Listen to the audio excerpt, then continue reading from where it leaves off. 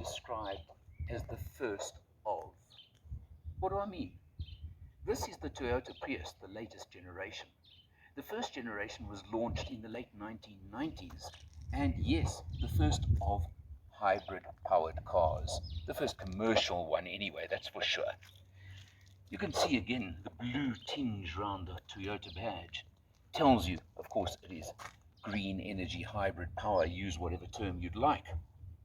And you take a look around the car generally, lots of little scoops, lots of little edges, very edgy look all round. You've got 15-inch wheels over here. They're not massive, but they certainly do the job, and they certainly do. That's, of course, the badge that makes all the difference, that says hybrid. And you know what it is when you see it. Very, very unusual lines to the car. You can see it's a wedge shape, I'd like to call it. Very angled. Look at how it's angled down over here towards the C-pillar. And the wraparound window effect. Let's look in the back door quickly now while we're here. And you'll see it's a pretty large car. Very spacious. Driver's seat is always set for myself, just that you know it. And look at the legroom in the back over there. There is plenty of it. Isofix on the back seats. And when you swing back towards the front again, you'll see there is a 12-volt socket for rear seat passengers down there as well. So you've got all the luxuries, all the touches you would expect from, shall we call it, a more upmarket car overall and all round. And I think that's an important way to think about it and look at it. You come round, of course, the back. As I said, you've got almost the wraparound effect to the rear window over here on the hatch. And look at how the taillights flow into the rear haunches of the car over here, giving it a really distinctive look. And then you've got something else that is quite unusual. You've got the split glass on the tailgate. That is still glass. You'll notice it when you're sitting in the driver's seat in particular, with, of course, the spoiler in the middle and then the rest of it up above. So it's quite an interesting but unusual sort of effect. Pop open the boot, and you've got a nice cover over here, security cover, always an important feature on any hatchback car.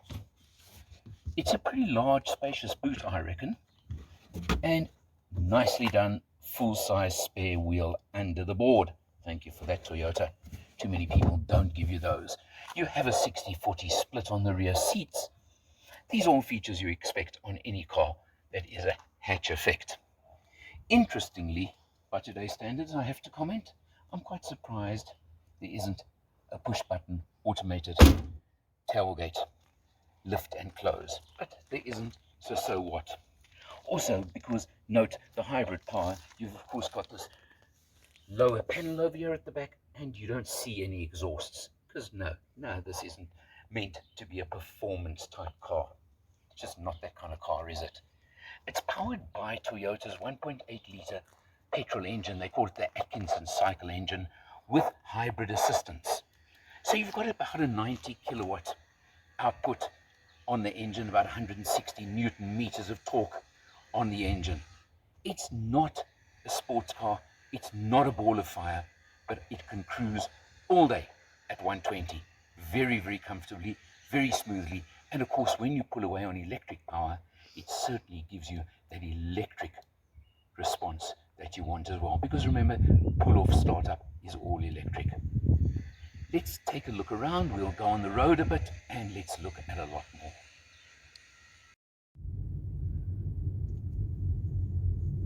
Of course, the urban jungle is where this car will really excel.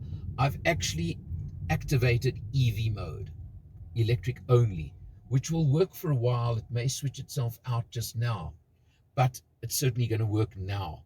And you can hear the total silence while I'm sitting at a red robot, and you'll hear it when we pull off, hopefully very soon, in just totally in EV mode. And of course, listen to that. And it's smooth, it's easy. Of course, only one vehicle in front of you and you don't know what he's doing, but that's beside the point. But how's this for quiet running, smooth running? It's just so easy, isn't it? And of course, the best part of all, we're not using any petrol at all when we do this. because just pure electric power right now. And that is the strength and the beauty of the hybrid. You look at that dashboard, just look at that light fest now on the dash over there, and it looks spectacular, doesn't it? It looks pretty much space age, if you ask me. And that's really where the Prius, I think, comes totally into itself and into its own.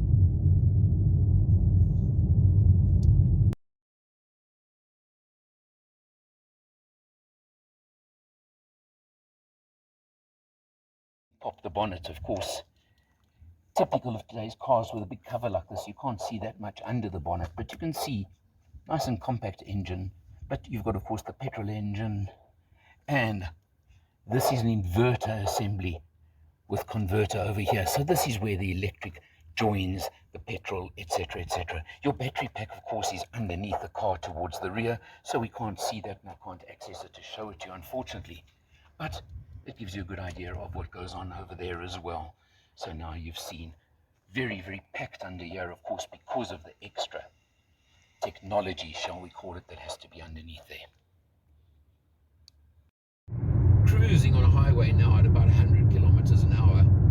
There's road noise, tire, a little bit of boom, etc. But it's deceptive because there's no or virtually no engine noise. We're in the eco band on that battery gauge that I showed, and it definitely means this car's running super economically. But now on a smoother piece of road, you can hear how quiet it is. But the minute you get to a rougher piece of tar, can we call it, of tarmac, there definitely is a little bit of noise. But it's more the lack of engine noise than anything. It's not that this car makes any noise at all, and it is really eerily quiet a lot of the time. But it's just so smooth and comfortable when you're cruising. It really is an absolute pleasure. Of course, even the startup routine is different on this car. So watch the screen over there when I press the start button. And we're actually ready to go. Yeah, believe it or not, that says we're ready to go right now.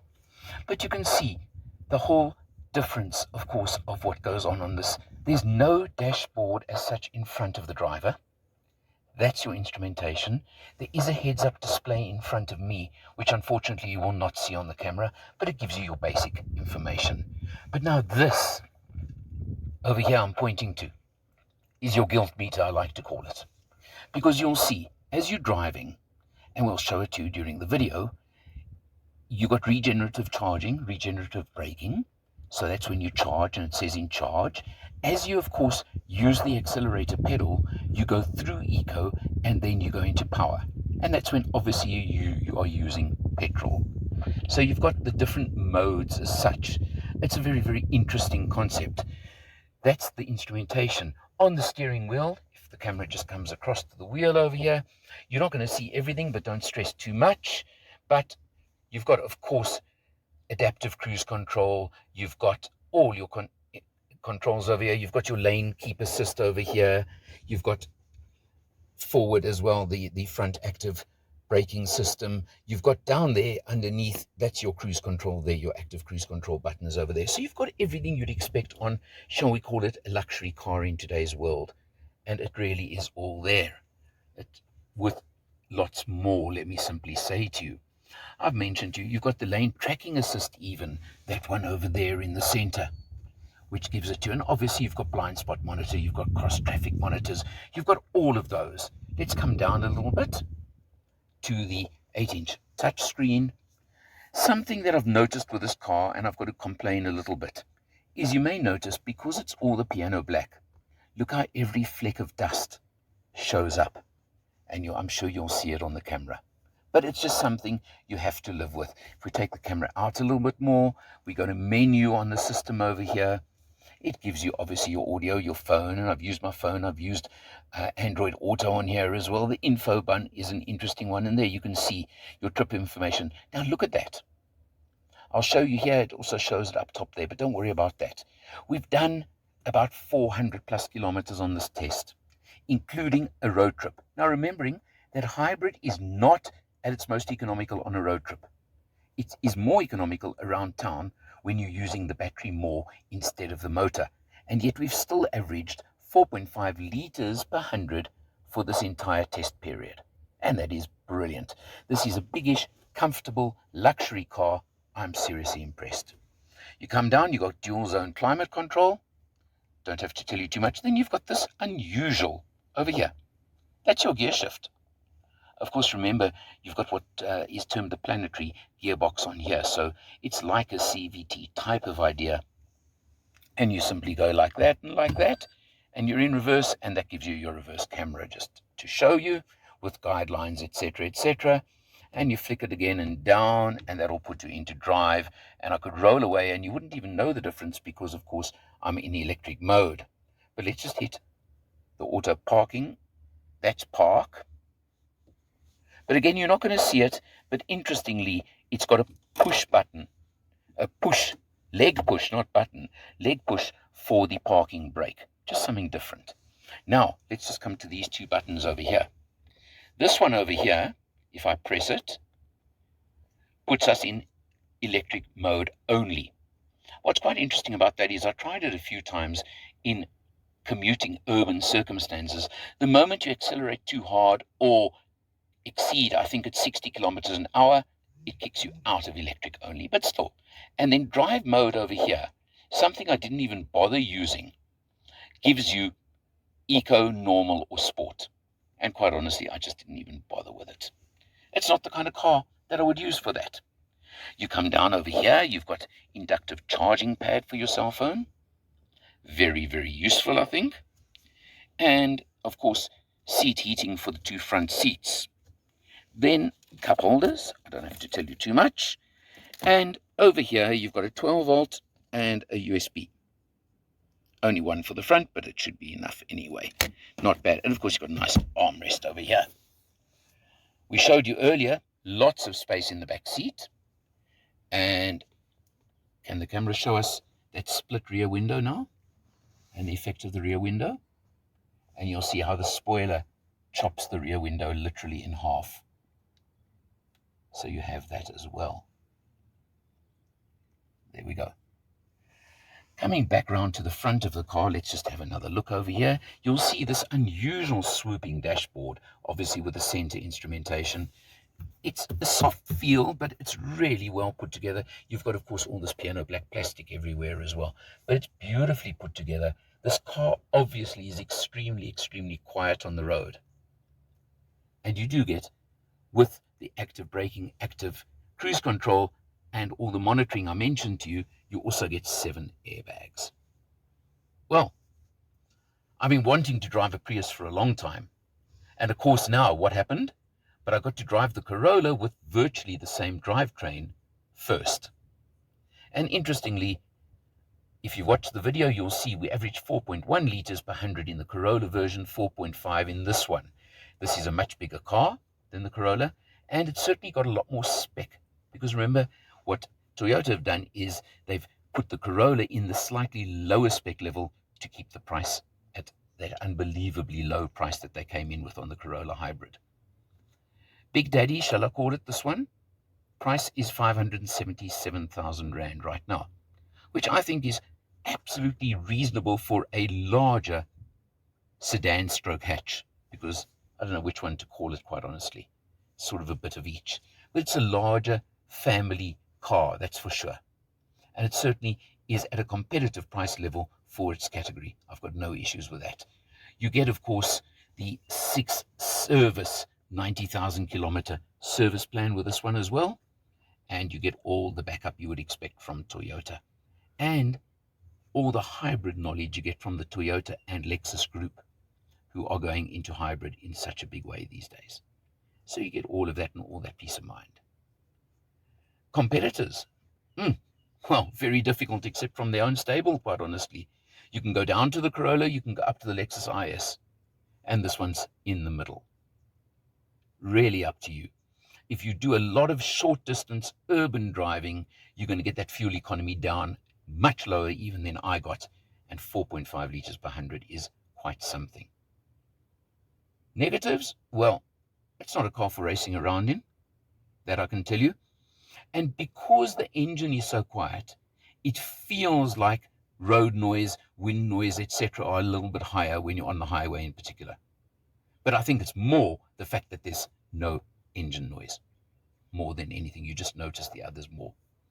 Besides that, the unusual parking brake, well, something I'd get used to as well. I've certainly enjoyed this one. Waited a long time to drive a Prius, and now I got my turn. If you're into the more green, shall I call it, and more economical driving, but you want the extra touch of luxury, this one is an interesting choice. Check it out for yourself. For Mathematics, I'm Eleanor. I'll see you next time. Cheers.